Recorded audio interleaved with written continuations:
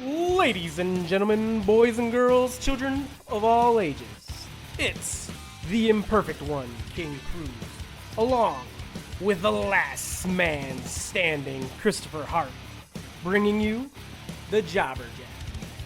Just when you think you've got all the answers, here we come to change the culture. And welcome back to the Jobber Jab, the weekly wrestling show you never knew you needed. As always, I am the imperfect King Cruz. I am the last man standing, Christopher Hart. As always, like, subscribe, hit that notification bell. And if you're feeling, very generous, share us on social media. I like being shared. Moving on. All right, jumping right in. We are going to cover Royal Rumble. WWE's Royal Rumble took place last Sunday. One hell of a good pay-per-view. I love when a good pay-per-view happens. It's not often WWE shows out, but this was definitely one of them. Some of the highlights. Would you like? Right off the bat, obviously the men's and women's Royal Rumble. I like both of them. We'll get to that. I'll tell you what I was interested in. Last man standing match. There you go. Last man standing match. Kevin Owens, Roman Reigns. Hell of a match. Again, they continue to outdo themselves every time they're in the ring with each other and when they're outside the ring. Golf cart. They pulled their own golf cart stunt at full speed. Roman Reigns smashes into Kevin Owens. That stunt was great. The senton off of the high-low. That was another highlight. Big news was the ruin spot of Roman Reigns being handcuffed and not being able to get out within 10 seconds. He threw the referee, smashed the referee into the barricade real quick, and Paul Heyman was trying to get him out of restraints and couldn't get him out. So much so that he had to actually kind of squat on both feet just to stop the count, but he was definitely down longer than 10 seconds where they were just filling up space so it didn't look bad. That was just a ruined spot, unfortunately. I don't know if Kevin Owens put the cuffs on wrong or neither one of them worked with the restraints before. Turn towards the wrist. That was the only issue I had with that match. That's the only thing that tainted it just a little bit. Mm-hmm. Other than that, it was a perfect last man standing match. I love the fact that the guillotine choke is what he uses to put him out. Yes. It legitimizes that. That match was great. Goldberg. Oh, that's where I was going to go, was the Drew McIntyre Goldberg match. Doing the right thing. He did the right thing, and he jobbed to Drew McIntyre. Gave the man his due. I like that. I'm not too happy about Goldberg's attempt at his jackhammer.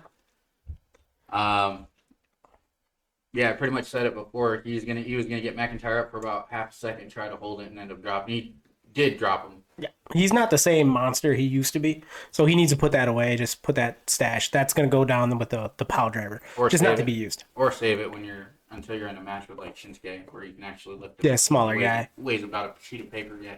Right, smaller guy. And I've always thought the spear was more devastating than the jackhammer. Anyway, the jackhammer is essentially just a suplex. The spear is devastating. Right off the bat, you had them pretty much hit the outside of the ring, and he speared him right over the barricade, or through the barricade. Excuse me. And as soon as you saw that, you're like, "Dude, my ribs hurt." Mm-hmm. So stick with that. That's your money right there. I do like how they had their little bit of a back and forth, and then you basically had kind of what we predicted. You had Goldberg start going for the spears, and then he missed the one, mm-hmm. and boom, rebound to the Claymore, and that put him down. So, and as much as I say I love how Goldberg delivers the spear, because it is devastating the way he does it, he's always done it that way. The Claymore looks fantastic when it's brought out. Just the way he hits you quickly, it looks like it's a devastating maneuver, and it's lights out. And it's the Royal Rumble. Everybody's going to hit their finish. It just happens. Agreed. Now, I'm going to start off with the Women's Royal Rumble. Okay? A bunch of different things I like. I like some of the special guest entrants. You brought out Tori Wilson in all white. Always a popular favorite.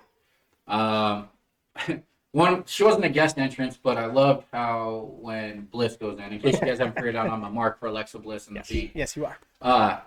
When she gets in the ring, she gets fed up with the back and forth bullshit with all the other women in the ring, and she starts doing her lights out thing, and nobody was going to have any of that. They all freaked the hell out and threw her the hell out of the ring. That was hilarious. She had to go. She had to go. She was not transforming and throwing everybody out. Although I was curious to see how they were going to pull that shit off. I thought it'd been cool to do the outfit switch and everything. Yeah. I don't like. But smart choice. They're like, no, we're not gonna do it. Throw her out. Shout out to Naomi coming back. That was a hell of a performance by her. The spot with her and Bianca Belair at the side of the apron, I thought that was pretty sick. Mm-hmm. It was great. I loved it. I think I preferred the women's Royal Rumble over the males, just because it was predictable yet unpredictable with some of the things they were doing. It started off a little spotty, just getting the rhythm and whatnot, but once they put it all together, it was good. I'm trying to think of Victoria showing up. Victoria showed up. I thought that was great. She still got it. Jillian Hall and Billy Kay. Billy Kay, thank you. Yes. I'm a mark for Billy Kay. So I think she's hilarious. I like her handing off her resume to everybody and everybody telling her to get lost. Shayna Blaze whooping her ass at the side. Yes. Nia Jax whooping her ass at the side. And then and then you had an old girl come out. And as soon as she came out, you're like, yeah, that's her partner. That's her partner. That's got to be. And the fact that they went in as a team, and had she waited, I think, 3 more entrants, it was Peyton Royce. And they even tried to do the Iconics in the ring, and they didn't do it. I was very upset because I marked out for that. I love that. They should never broke it. Royce was all in. She was kind of conflicted with her new tag team partner. Speaking of confliction, you had Nia Jax not throw Shayna Blazer out almost, or no, Tamina out. I mean, family. She called it right in the ring. That's family. I can't do that. You know what I'm waiting on is this whole bloodline thing to take everybody. It's gonna be now that you start looking at it now. You got Nia, you got Tamina, you've got the Usos, everybody's coming in. Everybody on one show or another is related to Roman Reigns. Somehow every Samoan is related. So I don't get it. You're gonna have this big Samoan dynasty. Yeah. I wish they'd just go all in on it because Tamina hasn't been used correctly since she started. Mm-hmm. Nia Jax will always be Nia Jax. As unsafe as she is, she's devastating. And I'm gonna go ahead and go throw it out there. Have Rikishi come back as like the Godfather. Hell, run somebody else over, Rikishi. It worked for The Rock, right? I did it for The Rock. For The Rock. All I can think about with that segment is The Rock telling him, "Shut your mouth, you thong wearing fatty." Yeah. But ultimately, the winner, Bianca Belair. And while we're at it, the men's Royal Rumble winner, while we're going to speak about it, is Edge. Edge comes in number 1. Not many people have done that. I think it was Shawn Michaels. Is he the only other one that's done it? Who's the only other one to come in number 1 and last the entire Royal Rumble. Now, he's getting a lot of flack because if you watch later on through the Royal Rumble, he was gassed. He was trying to catch his breath. Listen, you do anything for about an hour, you're going to be gassed. I don't care what it is. So, hang on. So, let's see. There's 5 people that have done it. Shawn Michaels in 95, McMahon in 91. Oh, wait, McMahon? It said right here, Vince McMahon, 1999, excuse me. Chris Benoit in 2004. You can't mention that name. I don't work for the WWE. I'll mention Chris Benoit. We ain't going to work for the WWE now. Anyway. Mr. Rey Mysterio. I didn't say it. Rey Mysterio in 2006. Shout out. And now Edge. Greatest mask ever. And now Edge in 2021. Mr. McMahon. Mr. McMahon. You sound like Pat Patterson, man. Mr. McMahon. Hey, Mr. McMahon. It's Vinnie Mac. That gets me a job. I'm all in. Yes, sir. Man. So Edge. Called it. Called it. Better right than now, I might take some flack because I hated the fact that Goldberg came back and took a spot, but I love the fact that Edge came back and won the Royal Rumble. Mm-hmm. Edge was forced to retire. Edge's career was cut short. So I don't look at him like I look at Goldberg, who had his complete run and left the business. Edge left while he was still on top. He was smoking. He left after beating Alberto Del Rio at WrestleMania. After Alberto Del Rio won the Royal Rumble, he lost to Edge at WrestleMania. So Edge can have his moment and then medically retire. That's not the same to me. I'm sorry. I just can't. I don't see it that way. You can call me a hypocrite if you want. Edge will always be a feel-good story. He deserved this moment. Were there other guys that could possibly win it? Yes. Unfortunately, my guy Keith Lee, his girlfriend, tested positive for COVID. He was not allowed to compete. And who knows? This might have been one of those famous last-minute McMahon changes. Mr. McMahon changes. Sorry. Don't ruin my shot. Ruin my shot. Connecticut, I'm coming. He's infamous for changing pay-per-views and the shows last minute when he has his hands in the mix. So I'm not gonna lie. I thought he pulled the rug out from under us when Randy Orton came back at the end. I thought he was gonna pull the rug right then. You had your feel-good moment, and it's just like Mr. McMahon to cut it right there. The right guy went over. Can I just say too? I missed talking about it. I will never not laugh at the Hurricane attempting a chokeslam. Never. I will never not laugh. Just his animation when he gets into it, and then his look of utter defeat when he can't get him up. If anybody out there can put that "wee" from TikTok of him flying over the top rope, I'm in. And tag me, please. But it will never not be funny. I will always mark out for Hurricane. The Hurricane was a great surprise entrant. My favorite one, and probably one of the few that made me tear up.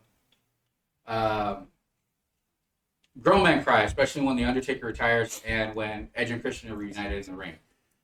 Christian Cage, Jay Rezzo, however you know him. He comes out and him and Edge shared that hug in the ring. It was a great moment. The look Edge had when he seen him walking down, that says it all. I wish fans were in attendance, but it's still Milo Notice and Fox and the Hound times 10, man. I'm telling you what. I mean, the only thing sadder is when Bambi's mom got shot. Just saying. We don't talk about that either.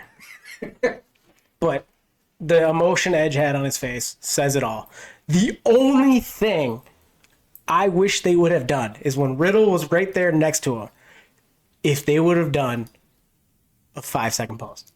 Everybody was down. I wish they would have done a 5-second pose and then try to throw Riddle out. If they could have done that. But unfortunately, I feel like WrestleMania was missing something. Or not WrestleMania, I'm sorry. The Royal Rumble was missing something. And you know what they're missing? What were they missing? Kofi Kingston. They were? Every year, Kofi Kingston does something. Somehow he ends up outside the ring and somehow he comes back in the ring. Was it last year that...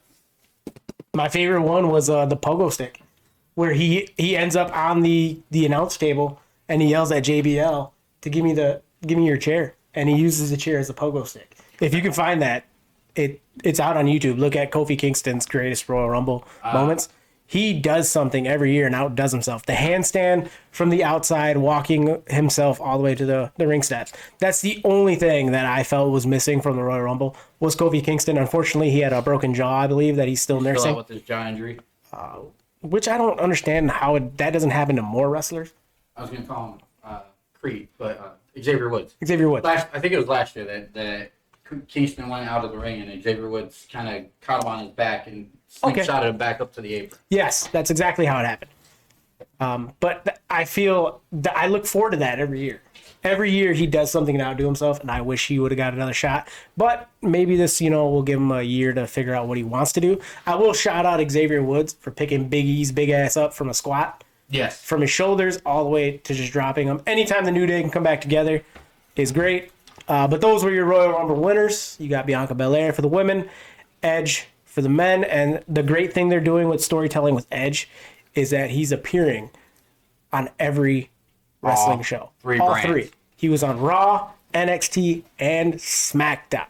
Now, with Raw, it wasn't anything major. It's kind of him coming out, facing the champ, a little bit of a back and forth. SmackDown's pretty much the same thing. Comes out, faces Roman Reigns, a little bit of a back and forth. I will say, Roman Reigns right now is putting on the best promos. When he started the night and demanded Edge to come out, and they told him that Edge wasn't even there yet. Yeah. How mad he was, how disrespected he was. I will say that Roman Reigns is cutting the best promos right now. At the beginning of SmackDown, he demanded Edge come out, acknowledge him, name him his WrestleMania opponent because Roman Reigns is the main event. And they told him Edge wasn't there. How pissed he is, how utterly disgusted he was that he had to wait. Roman believes everything he is saying. He really does, and that he's amping it up. And tonight, our Friday night, was the first time that during that promo, actually, I think it's the one when Edge was in the ring facing him, and he was demanding that he acknowledge him as the head of the table. It's starting to get a little bit repetitive and douchey to me at this point. My opinion. I'm sure the fans love it. I get what you're saying. It's reminiscent of the Last Dragon's Who's the Master? You know? Show enough. That's kind of what he's coming. He's got that show enough vibe, and he's Who's the Master? Over and over and over again. Another week or two, and I'm going to be completely writing off Roman Reigns. Which at this point, which I get what you're saying. I felt like he delivered emotionally on that promo with Edge, telling him to acknowledge me as your opponent. My thing is, this is why you brought Heyman with him. To be the mouthpiece. To be the mouthpiece. Now Roman's carried himself very well because he believes everything. But again, like you said, it is going to be repetitive. I still enjoy it, but I can see where people will think it's repetitive and giving a new opponent. This is where Heyman needs to step up because Heyman is the best promo guy ever. I think he'd tell you that. There's multiple interviews where he'd say no one can touch him on a mic. I wouldn't want to go toe-to-toe with him on a mic. There's very few I think you can put next to him, and he loses. Mm-hmm. This is where Heyman comes into play. That he should be talking more. I like the role he's been playing. That mouse in the corner. Yeah.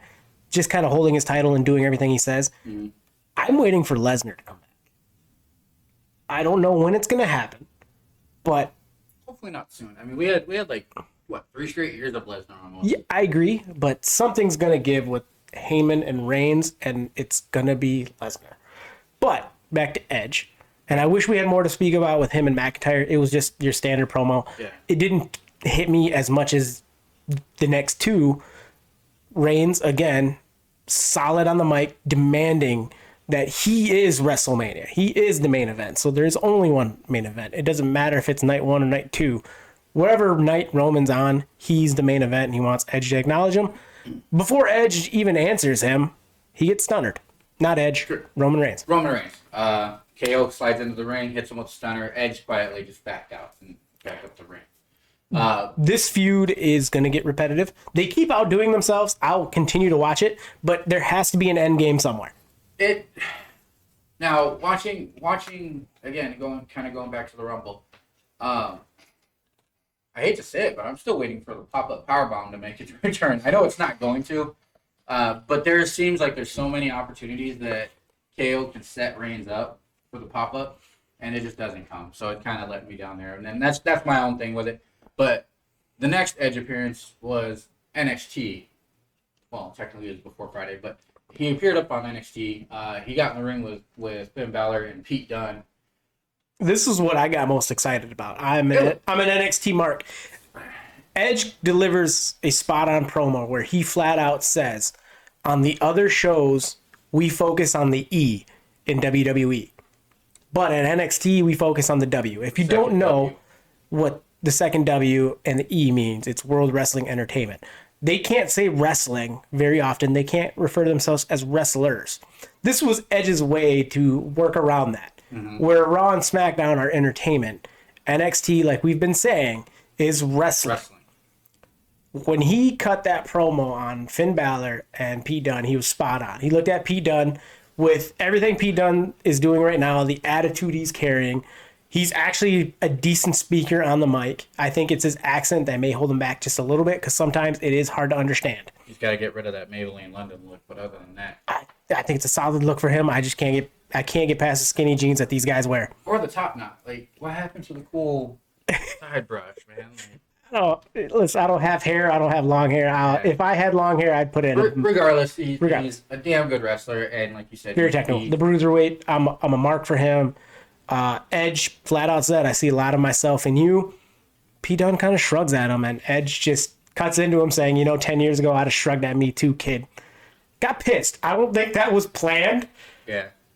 But a great way. Edge has always been a great talker. But and he played off very well. He was right, because, again, part of the promo he tells him, like, he sees the fire in the NXT superstars' eyes. He sees the passion. He sees people that want to wrestle still. They're not there for the entertainment value. They're not there for the paycheck. They're not there because they've already made it big and they're just continuing on with their celebrity status. You can tell that NXT superstars want to be there.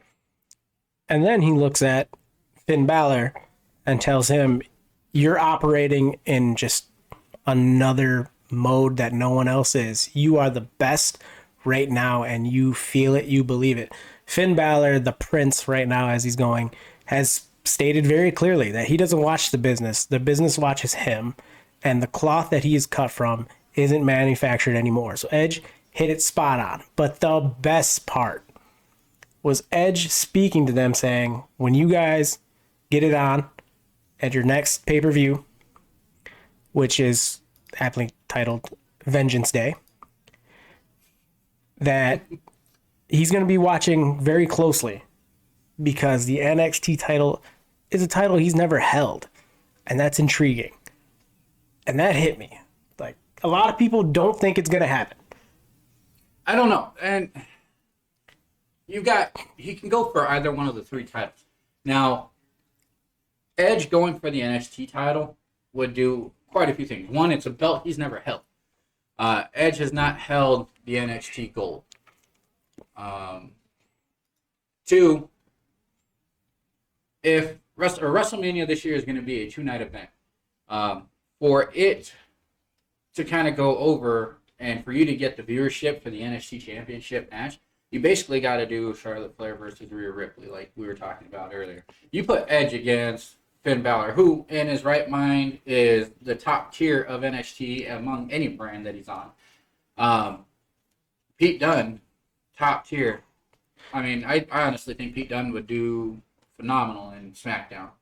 Raw's kind of the land of the giants. Not only that, it's a downgraded show right now. It really is. It really Drew is. McIntyre is carrying Raw for the most part. But you put Pete Dunne on SmackDown against some of those talents, and he's going to flourish. So whoever wins the belt at Vengeance Day, which I'll get to in a minute. We're going to get to it in a minute. You put Edge in that competition. One, you're guaranteeing the fans a phenomenal match. That match is going to have so many spots. It's going to have all the right hits. You're going to see a lot of amazing moves. And then you're going to get your fan viewership. People are going to want to watch that match. And you're adding some prestige to the NXT title that can only go up from here. Edge has made it known that he's not just here for a little bit. He's going to ride this until the wheels fall off. As Edge would do. As Edge would do. I mean, granted, injury is what took him out for this year with the tricep injury from, I believe... It was the Orton Edge, not WrestleMania, but the one after. Yeah, was it the No Holds Barred match, basically? I thought it was the greatest wrestling match that he tore it. Was it? It might have been. It might have been. But he had a torn tricep, took him out for a year. He's not just here part-time. He is a full-time wrestler. And he's flat out said if he can elevate some people, he will. He's unselfish. But he's also the ultimate opportunist. Unfortunately for Finn Balor, I don't want to see McIntyre or Reigns lose the belt. So if I have to see a title change hands, it's Finn Balor against Edge. Now, this is on the heels of WWE announcing that they want the NXT title defended at WrestleMania this year. Mm-hmm. It was not last year. This leads me to believe that it might actually happen. I might get Finn Balor versus Edge. Which is a dream match. It's a dream match. It's a dream match that I've never thought. Certain. I never thought I'd see it. Even with Edge coming back, I didn't think he'd do that. But him stating, that NXT title is a little intriguing. He's flat out said there's guys in NXT he wants to work with. Mm-hmm. And NXT needs superstar power. It does. I mean, we're going to touch on what else is happening on Wednesdays? But NXT needs superstars. They just lost Damian Priest. He got called up to Raw. Right now, he's doing this whole Bad Bunny, Miz Morrison thing. Yeah. But even he's a little upset about leaving NXT because things were unsettled. He didn't win a major title. There's still feuds that he could have. NXT needs to stop being a feeding ground for Raw and SmackDown.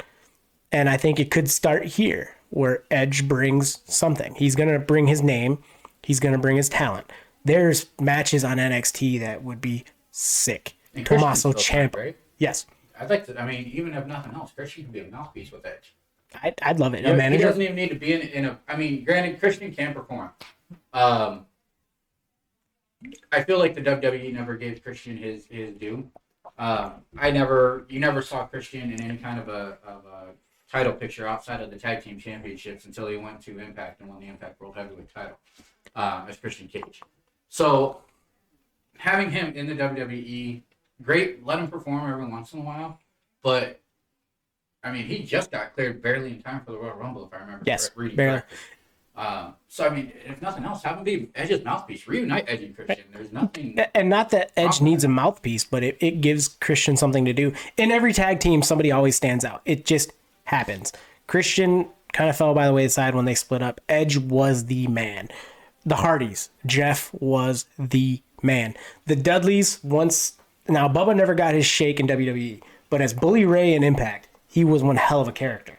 Yeah. The Harlem Heat, Booker T was always more charismatic than Stevie Ray, except for that one slip up where he dropped the N-bomb on Hogan. I think it's hilarious. He hates it. But there's always somebody that sticks out. Christian didn't stick out as much as Edge. Edge was the more appealing wrestler, and then he became rated R. And I mean, Took off from there. skyrocketed. But he could bring that establishment to NXT, and the person that could put him over is Finn Balor. It wouldn't hurt Finn Balor. I think it hurt Drew and Roman more now. Agreed. Roman, you kind of established as the dominant figure. He is the overshadowing force on SmackDown. Leave him there for right now. And then you've got Drew, who is only on his way up on Raw. He's carrying the brand right now, like I said, in my opinion. In which I think Edge has to go NXT because Roman is stuck in a never-ending feud with Kevin Owens, which, again, they top themselves all the time. Mm-hmm. But eventually it's going to get old, but he's stuck in that feud. And then Drew McIntyre just got bro-kicked by his friend Sheamus. Called it. So, yeah, and you did. If you look back, we've called a lot. We've called everything that's happened so far in the last Jobber Jab. I did say Raw was going to end with Alexa getting RKO'd. And had it not been for, how you say it, Mia Yim? Yeah. Xavier Woods called her out for an intergender match. Since they did Sasha and Reginald, I have a full feeling that Xavier Woods is going to go one-on-one with her. With Mia Yim or Reckoning? Reckoning. Apparently you had a cage mask and it's something different. Yeah, no, Retribution's just terrible. Just terrible. Moving along, though. Edge was on all three brands. We're hoping that Pete Dunne and Finn Balor have an excellent match at NXT Vengeance. Before we move on, if they could, I want to do a throwback to when The Undertaker won the Royal Rumble and he got to decide who he wanted to wrestle, and they had all three champions line up. I want them to do that again. It was ECW. Bobby Lashley, ECW, Batista, SmackDown, and John Cena, Raw. And Undertaker had to choose which one. If they can bring that back, I'd mark out for it. Exactly. I'm calling it now, too. So anyway, you got the next pay-per-view, NXT, aptly named Vengeance Day. I want to know, how bad is it that they are reaching into Vince McMahon's bags and combining two names of pay-per-views? You have WWE Vengeance and Judgment Day. They damn near use the Judgment Day font for Vengeance. I didn't even notice that, but you're right.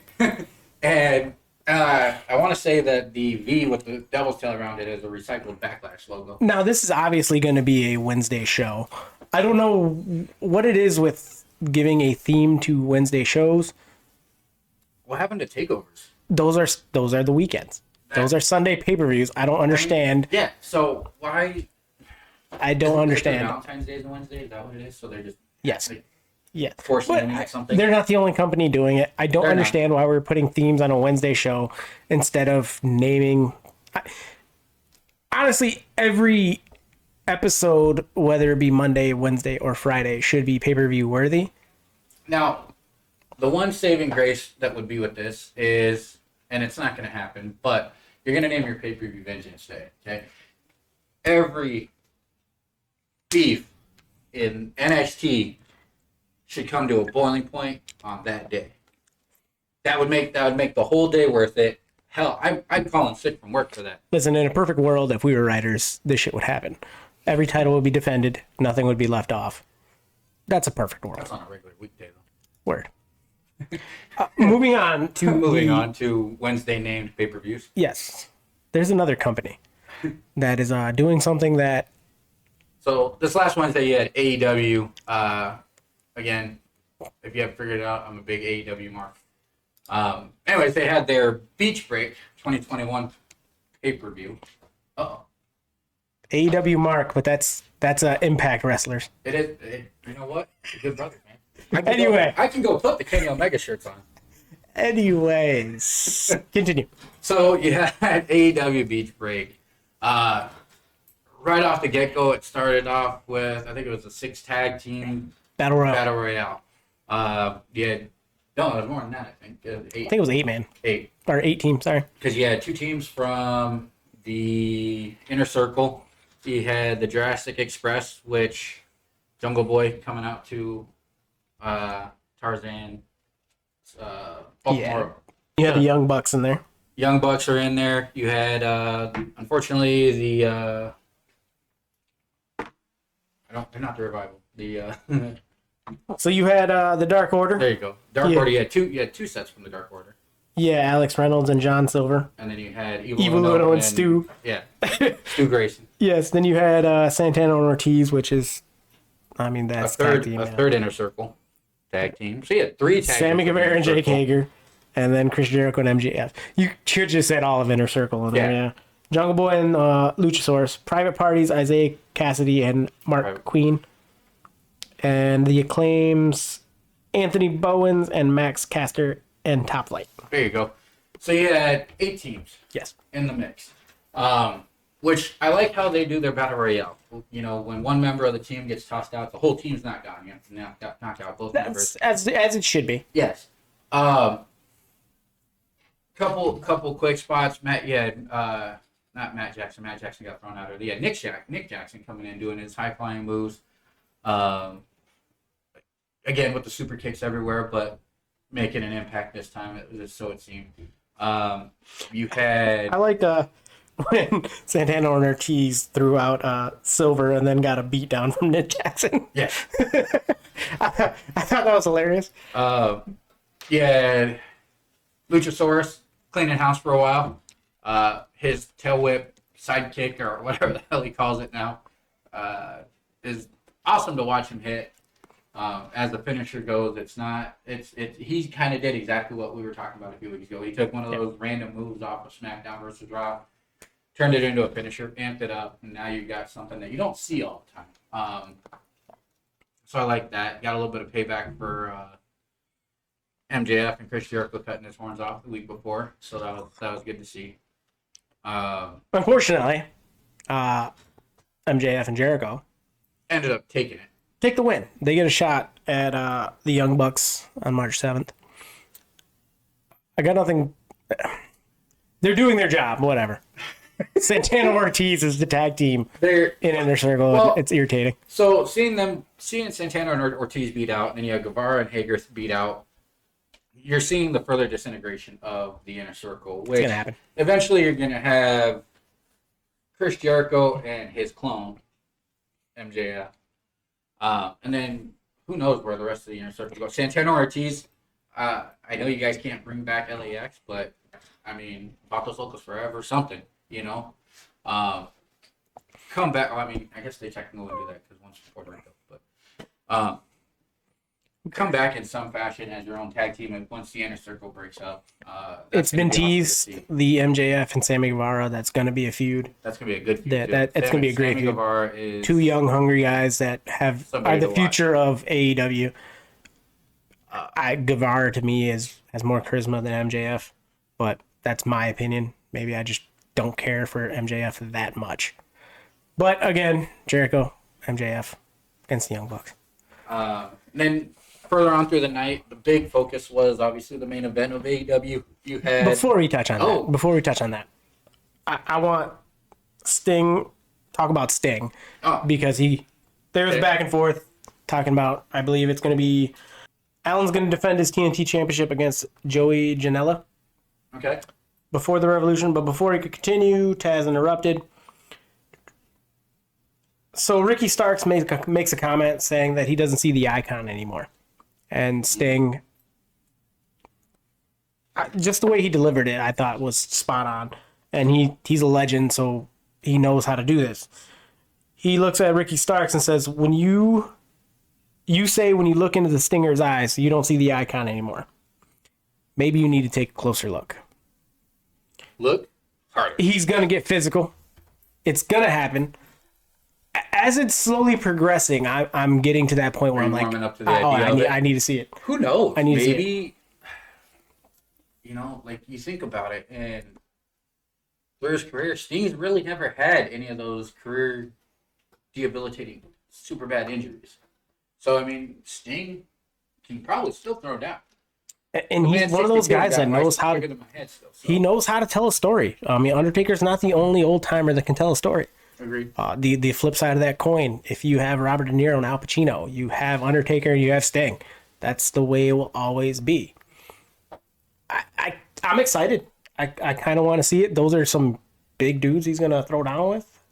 But I think at the same time, I'm still holding out hope. I'm gonna wait and see what his role in all of this is. I want to see him get involved. But at the same time, I'm not going to be mad if he interjects and then kind of withdraws or, lays down on the mat for a while, whatever he's got to do. Would I absolutely love to see a classic Sting match? Hell yeah. Absolutely. At this point. But let's go to what everybody needs to hear, what we need to talk about. What we've been talking about. What we've been saying. Go ahead. We're just gonna start. It was a 6-man tag match. You had Jon Moxley, Pac, and Ray Phoenix, and it was versus Kenny Omega and the Good Brothers. So you've got the Impact crossover. They interviewed in the 8 tag team battle royale earlier in the night. So now they're back. They're tag teaming against these guys. Now the match was solid back and forth. Again, a lot of good spots. And then you have a surprise guest. Things break down quickly. Things break down quickly. So, I guess it's obviously going to be the end of the match. I believe Ray Phoenix took the Magic Killer to end the night. And then, as everything's winding down, you've got a figure that jumps in the ring, veiled in a hoodie. He reveals that he's got the Super Kick party shirt on, or the Super Kick Club. Or the Bullet Club? Go to Sleep Club. Go to Sleep Club, yes. Sorry. He attacks Jon Moxley from behind. For those of you that don't know, this is Kenta from New Japan Pro Wrestling. The beautiful part about this is the story that it's building. You've got New Japan wrestlers in AEW, like we've been saying. And furthermore, it's carrying over New Japan storyline and AEW's, because if you don't know, Jon Moxley is the IWGP United States Champion, and they have a match coming up very soon, and this is elevating that. Now you have essentially drawn in, wrestling fans in general, you're going to watch whatever you can get your hands on. Right. But now you've essentially drawn in your New Japan fans, your AEW fans, your Jon Moxley fans, your Kenta fans, and gotten all their attention in one place. Holy shit, it's a crossover. This is the Radical showing up in WWE. This is DX showing up at a live WCW event. This is what people want to see. And they are playing their cards right. For the NXT marks, that is Hideo Itami, but that is Kenta. And for anybody saying that's a 205 live jobber, go research YouTube and figure out what the fuck this guy does. He's wearing that shirt for a reason. He's legit. Japan wrestlers are legit. And him and Moxley have one hell of a feud that's been building over in Japan, and they just brought that over here. Like we've been saying, there has been way too many subtle hints for New Japan not to be involved, and the doors are open. So, for those of you that are like, well, we don't really have New Japan. We don't know where we're going to watch this shit. Guess again, motherfucker. Because you know what they did? They signed a deal with Roku. All right? So now, if you are going to sit here and bitch and cry about how you can't watch New Japan Pro Wrestling, you better get your ass on the bandwagon, because every Thursday night, which effectively makes wrestling every night of the damn week now. Listen, if you're not excited, check the pulse. Check the pulse. So you're going to have the New Japan Pro Wrestling show. They're going to debut on the Roku channel next Thursday, February 11th, or this Thursday, excuse me, coming up at 5 p.m. Eastern. And after the showing, it's going to be on demand right away. So you guys can go back and watch it. You don't need to worry about recording the shit on your TiVo. It's on demand. It's amazing. If you haven't been introduced to Japan wrestling, it is a different style. It is hard. It is strong. It is. They call it strong style because it's legit. You get hit. Now, where the audience comes in, you're not going to get the pops that you get from an American wrestling event. They respect this art form, so they are quiet through a lot of it. But at the end is when it comes loud, when they give their respect to these wrestlers, these artists, these storytellers. It's a different feel, but wow, can they put on events? So not only is this going to cover the major storylines of New Japan, which is what I believe the show on Access does. It just covers the basic storylines so you can keep up with the big stuff. This is going to cover the wrestling matches throughout the other arenas in Japan that they're holding New Japan shows at. On top of that, they're also going to start showing historical content starting from 2020, working their way back. So you're going to be able to get a chance to see some big names. Hell, don't be surprised if you don't see the Andre the Giant versus Inoki match. I was going to say the original. You're going to see Brock Lesnar. You're going to see AJ Lesnar. Styles. You're going to see Finn Balor.